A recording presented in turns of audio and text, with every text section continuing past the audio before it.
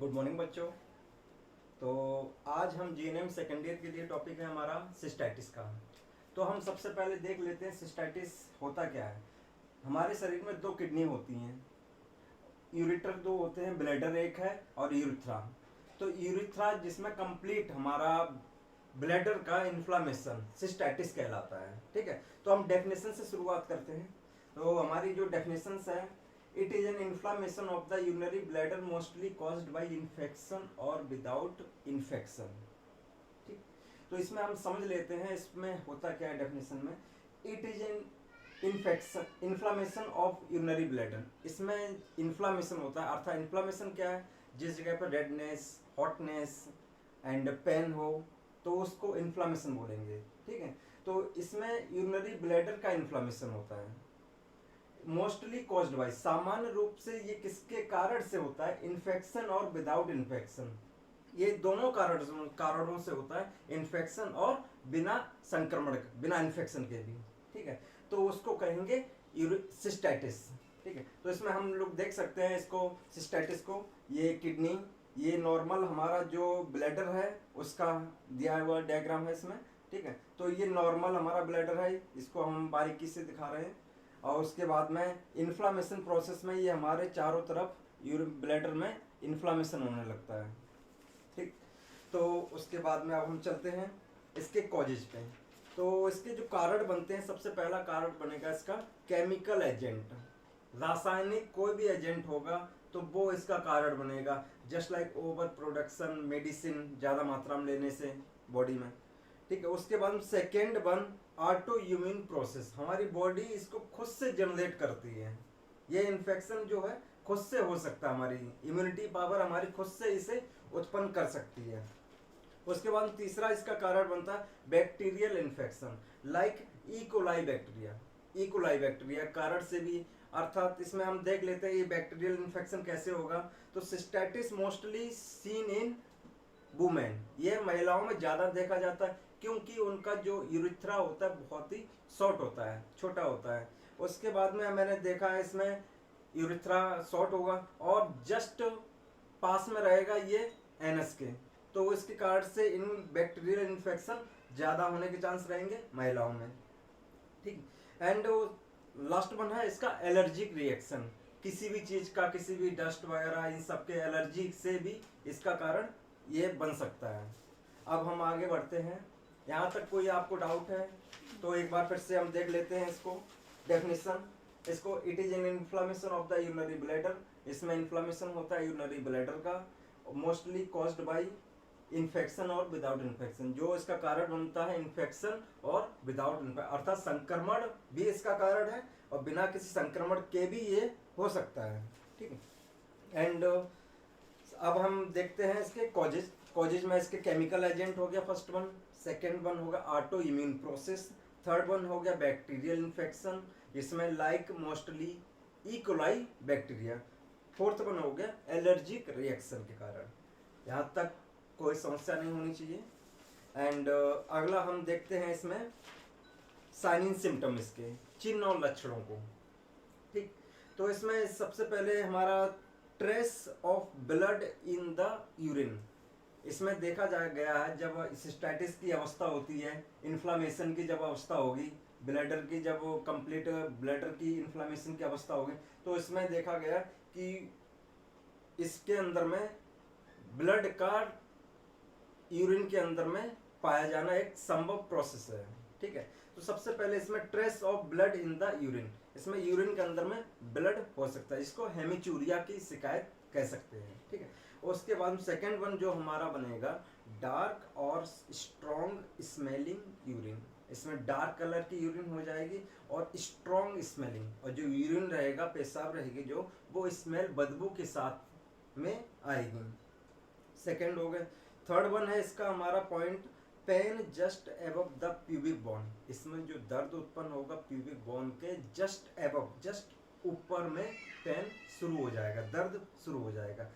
In the lower back, और इसी के साथ साथ लोअर बैक में भी हमारे पेन होगा सिस्टाइटिस की अवस्था में, और इन द एब्डोमेन, और हमारे पेट में भी दर्द होगा इसमें। ठीक है, तो अब हमारा अगला पॉइंट बनता है बर्निंग सेंसेशन वेर यूरिनेशन। जब हम यूरिनेशन करेंगे, यूरिन अवॉइड करेंगे, यूरिन को पास आउट करेंगे, तो उस समय हमारा बर्निंग सेंसेशन फील होगा, जलन फील होगी पेशेंट को। नेक्स्ट वन है यूरिनेटिंग फ्रिक्वेंटली और feeling the need of urination frequently. ठीक है, इसमें यूरिनेटिंग फ्रिक्वेंटली, इसमें अपर्याप्त रूप में मतलब यूरिन पास आउट होगी, और feeling the need to urination frequently, और बार बार यूरिनेशन के लिए जरूरत, ऐसा लगेगा कि यूरिन के लिए हमको जाना है, नीड है। एंड लास्ट वन हमारा पॉइंट बनता है ब्लैडर पेन इसमें होगा, एंड और increasing during बॉइडिंग।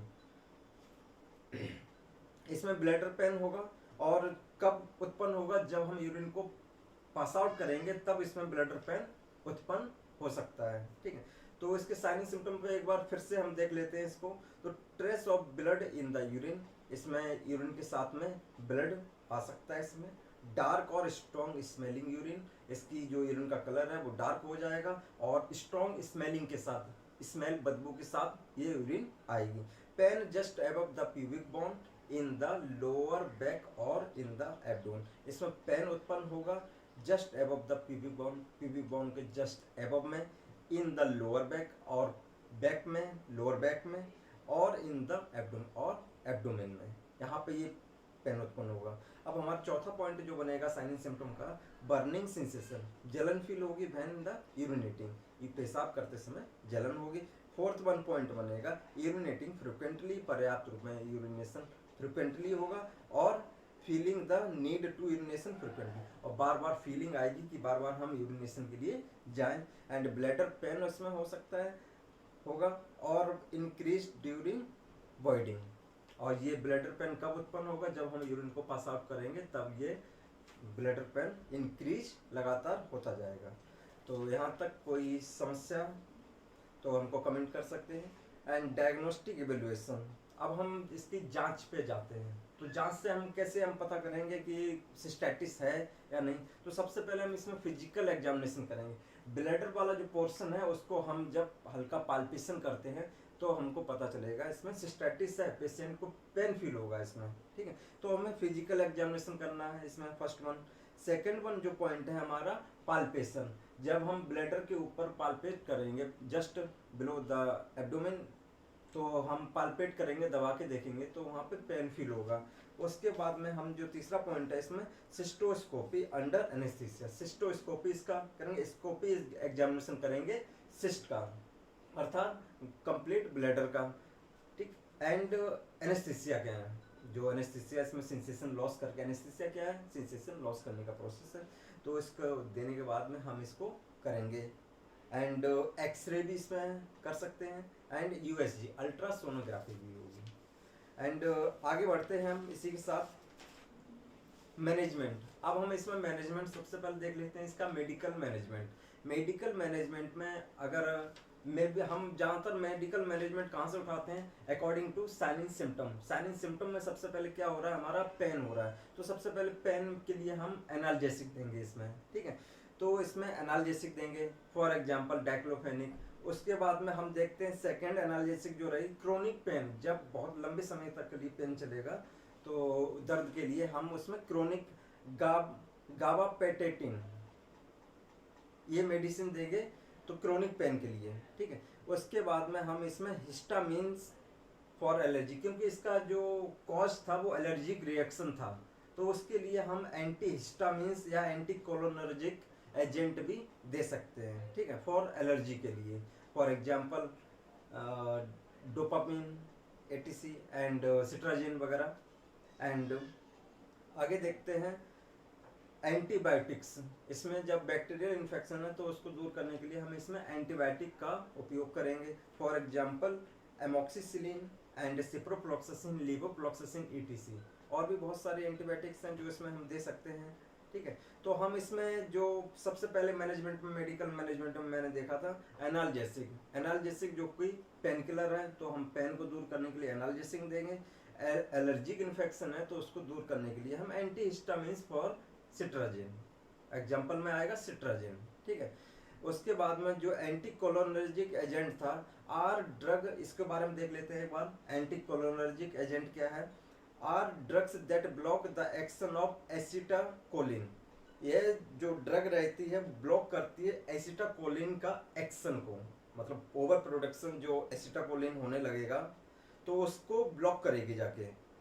Is the neurotransmitter, जो एसिटाकोलिन क्या है? एक न्यूरोट्रांसमीटर है और केमिकल मैसेंजर है, तो इसके प्रोडक्शन को ब्लॉक करेगी। तो जब इसके प्रोडक्शन, ये ज़्यादातर किस अवस्था में उपयोग की जाती है? जैसे कि सिस्टाइटिस की अवस्था में, ठीक है। एंड एंटीबायोटिक हम बता ही चुके हैं, जिसमें एमोक्सिसिलिन, सिप्रोफ्लॉक्सासिन, लेवोफ्लॉक्सासिन, ये एंटीबायोटिक, सिफेक्जिम वगैरह एंटीबायोटिक आएंगे इसमें, ठीक। अब हम आगे बढ़ते हैं इसी के साथ साथ नर्सिंग मैनेजमेंट पे, जो कि एक हमारे लिए, नर्सों के लिए बहुत महत्वपूर्ण कार्य रहेगा इसमें नर्सिंग मैनेजमेंट का। जो हम इतनी सारी दवाइयाँ दी हैं, इसमें मेडिकल मैनेजमेंट किया, ये सारा का सारा according to doctor prescription, doctor के अकॉर्डिंग ही ये देना पड़ेगा हमको। ये सिर्फ नॉलेज के लिए हम लोग इसमें पढ़ते हैं। उसके बाद में नर्सिंग जो मैनेजमेंट रहेगा वो हमारा कार्य है। अब हमको क्या क्या करना है?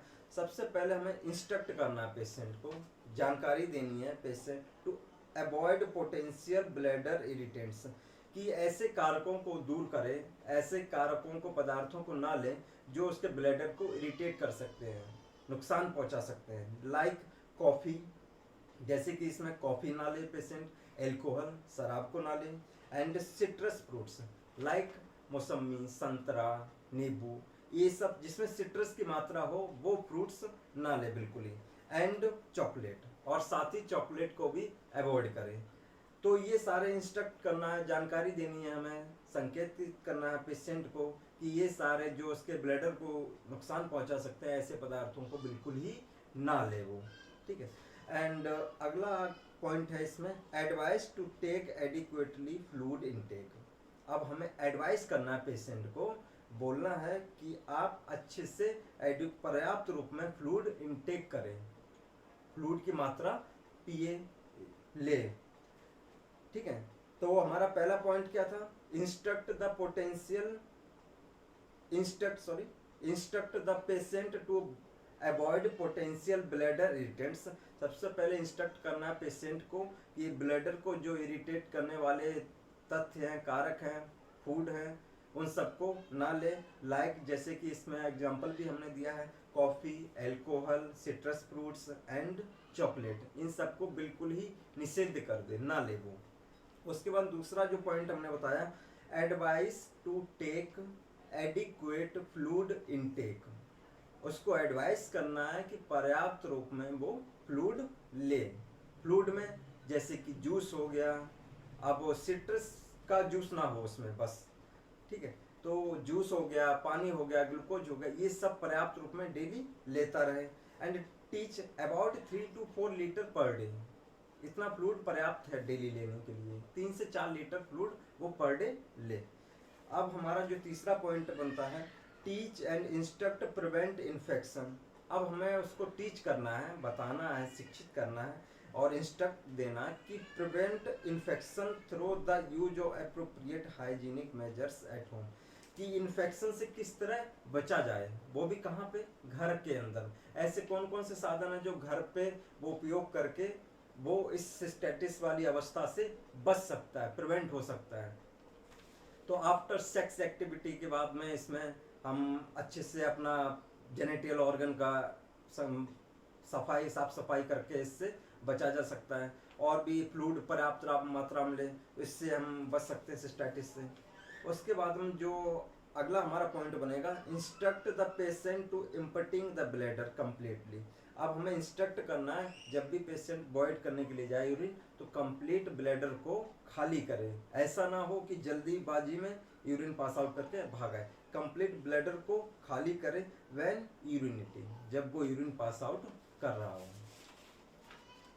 तो यहाँ तक आप लोगों को कोई समस्या है तो एक बार फिर से नर्सिंग मैनेजमेंट में रिवाइंड कर रहा हूँ, एक बार फिर से देख लीजिएगा आप लोग। Instruct the patient to avoid potential bladder irritants. Instruct करना है पेशेंट को अवॉइड रखे, दूर रखे ब्लैडर इरिटेंट्स, जो उसको ब्लैडर को नुकसान पहुंचाने वाले कारक हैं उनको दूर रखें, like coffee, alcohol, citrus fruit and chocolate, इन सबको वो बिल्कुल ही ना लें। एंड सेकंड वन जो पॉइंट बनेगा हमारा, advice to take adequate fluid intake, पर्याप्त मात्रा में वो डेली फ्लूइड की मात्रा ले, 3 to 4 litre per day fluid intake, daily 3 से 4 लीटर फ्लूइड वो डेली ले।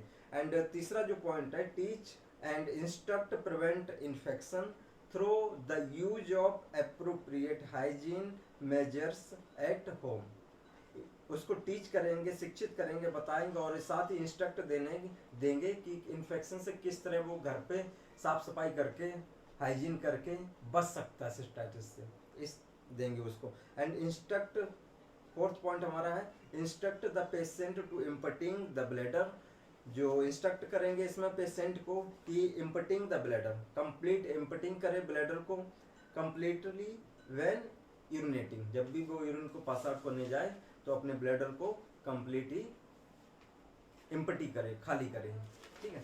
तो एक बार हम इसमें देख लेते हैं, जो हमारा इधर नॉर्मल है हमारा यूरिथ्रा, इधर हमारा कंप्लीट जो ब्लैडर है, किडनी है, यूरिनरी सिस्टम है, नॉर्मल है, इधर इन्फ्लामेशन हुआ है, ठीक है। तो सिस्टाइटिस की अवस्था में जो ब्लैडर है हमारा, 2 किडनी है, ये यूरेटर है, ये ब्लैडर है, ये यूरिथ्रा है, ठीक है। तो इसकी अवस्था में ये देख सकते हैं, ये नॉर्मल कलर है इसमें, उसके बाद में इसमें ब्लैडर में ये पूरा इन्फ्लामेशन हो जाता है इसमें, ठीक।